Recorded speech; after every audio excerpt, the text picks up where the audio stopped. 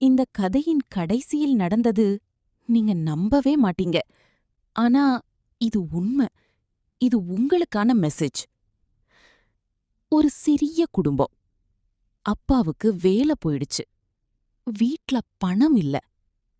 தினமும் கவலை. எங்கெல்லாம் வேலைக்கு ட்ரை பண்ணினாரோ கிடைக்கல. சாப்பாடு கூட கஷ்டம். குழந்தைகள் படிப்பு பாதிப்பு. அம்மா தினமும் அழுதாங்க. இது எப்போ மாறும்னு. ஒரு நாள், பாபா எங்கள காப்பாத்துங்கன்னு மனசு உடைஞ்சு வேண்டினாங்க. அந்த நாளிலிருந்து தினமும் நம்பிக்கையோட பிரார்த்தனை. ஆனா இதுக்கப்புறம் நடந்ததுதான் ஷாக்கிங். ஒரு நாள் காலையில ஒரு ஃபோன் கால்.